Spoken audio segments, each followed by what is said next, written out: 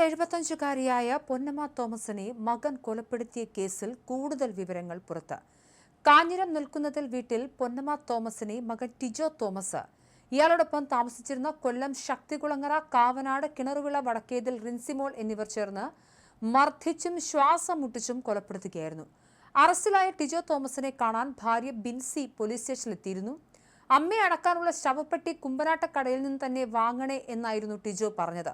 നിങ്ങൾ ഇപ്പോൾ ഒരു കൊലപാതകയാണെന്ന് അറിയാമോ എന്ന് ചോദിച്ചപ്പോൾ എനിക്ക് അങ്ങനെ ചെയ്യാൻ പറ്റുമോ എന്നായിരുന്നു ടിജോയുടെ മറുചോദ്യം.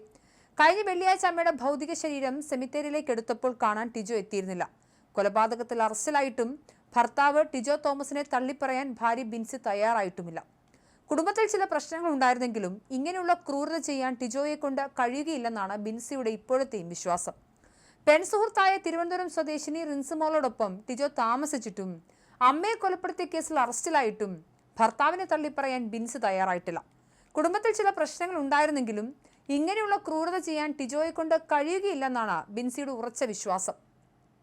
വിവാഹം കഴിഞ്ഞ് 9 വർഷത്തെ കാത്തിരിപ്പിന് ശേഷമാണ് തോമസ് പൊന്നമ്മ ദമ്പതികൾക്ക് ടിജോ പിറന്നത്. അതിനാൽ തന്നെ അമിത സ്നേഹം നൽകിയാണ് അവർ അവനെ വളർത്തിയത്. 15 വർഷം മുൻപ് തോമസ് മരിച്ചു. 8 വർഷം മുൻപായിരുന്നു ടിജോയുടെയും ബിൻസിയുടെയും വിവാഹം. എന്നാൽ ഇവർക്കും കുട്ടികളില്ലാത്തത് വീട്ടിൽ പ്രശ്നങ്ങൾക്ക് കാരണമായി. ഒരു കുഞ്ഞിക്കാൽ കാണാനുള്ള ഭാഗ്യം ഉണ്ടാകാത്തതിനെ ചൊല്ലി പൊന്നമ്മ മകനെയും മരുമകളെയും നിരന്തരം കുറ്റപ്പെടുത്തുകയും വഴക്കുണ്ടാക്കുകയും ചെയ്തിരുന്നു. ഈ വഴക്കുകൾ പലപ്പോഴും കയ്യാങ്കളിയിലാണ് കലാശിച്ചിരുന്നത്. ഒരിക്കൽ വഴക്കുണ്ടായപ്പോൾ പൊന്നമ്മ വെട്ടുകത്തിയുമായി ബിൻസിയുടെ നേരെ പാഞ്ഞെടുക്കുന്നതും ടിജോ തടയുന്നതും തുടർന്ന് ചൂടുവെള്ളം ഒഴിക്കുന്നതുമെല്ലാം ബിൻസി മൊബൈലിൽ പകർത്തിയിട്ടുണ്ട്.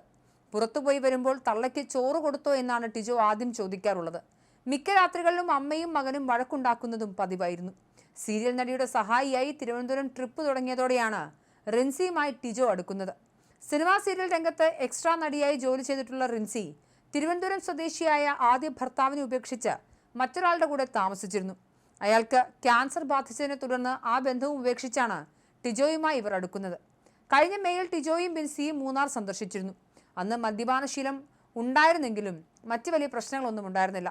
എന്നാൽ ബിൻസി പൂനെയിലെ ജോലിസ്ഥലത്തേക്ക് മടങ്ങിയതിനു ശേഷമാണ് അമ്മയെ നോക്കാനുള്ള ഹോം നേഴ്സ് ആണെന്ന് പറഞ്ഞ് ടിൻസിയെ ടിജോ വീട്ടിലേക്ക് കൂട്ടിക്കൊണ്ടുവന്നത്. പൂനെയിൽ നിന്ന് ഭർത്താവിനെ ഫോണിൽ വിളിച്ചാൽ ഏതാനും സെക്കൻഡുകൾ മാത്രമാണ് സംസാരിക്കാറുള്ളത്. റിൻസി മദ്യപാനിയായിരുന്നു. ടിജോ വീട്ടിലില്ലാത്ത സ്ഥലത്ത് നേരത്ത് പരിചയമില്ലാത്ത ആളുകൾ വീട്ടിൽ വന്ന് പോകാറുണ്ടായിരുന്നുവെന്നും സമീപവാസികൾ പറയുന്നു. ആ സമയം കൂട്ടുകാർക്കെല്ലാം പ്രിയപ്പെട്ടവനായിരുന്നു ടിജു എന്നാണ് ബിൻസി പറയുന്നത്. കഴിഞ്ഞ 2 മാസത്തിനിടയിലാണ് കുടുംബത്തിൽ വലിയ മാറ്റങ്ങൾ ഉണ്ടായത്. കുട്ടികൾ ഉണ്ടാകാനുള്ള ചികിത്സ തുടങ്ങാനിരിക്കെയാണ് ഈ സംഭവം നടക്കുന്നത്. ബിൻസിയുടെ പിതാവിന്റെ കാലൊടിഞ്ഞ് ചികിത്സയിലായിരുന്നപ്പോൾ അദ്ദേഹത്തെ കടപ്രയിലെ വീട്ടിൽ കൊണ്ടുവന്ന് ശുശ്രൂഷിക്കാൻ ടിജോ മുൻകൈ എടുത്തിരുന്നു. അതിനിടെ സംഭവ ദിവസം രാവിലെ തന്നെ ടിജോയുടെ ബന്ധുക്കൾ വീട്ടിലെത്തുകയും കാര്യങ്ങൾ മനസ്സിലാക്കുകയും ചെയ്തിരുന്നെന്നാണ് പോലീസ് പറയുന്നത്. പിന്നീടാണ് മൃതദേഹം കുമ്പനാട്ടുള്ള സ്വകാര്യ ആശുപത്രിയുടെ മോർച്ചറിയിലേക്ക് മാറ്റിയത്. ആശുപത്രിയിൽ പഞ്ചായത്ത് മെമ്പറുടെ കത്ത് നൽകിയിട്ടുണ്ടെന്നാൽ എന്തെങ്കിലും അസ്വാഭാവികത തോന്നിയാൽ പോലീസിനെ അറിയിക്കാൻ ഉത്തരവാദിത്തം ആശുപത്രിക്കുമുണ്ട്.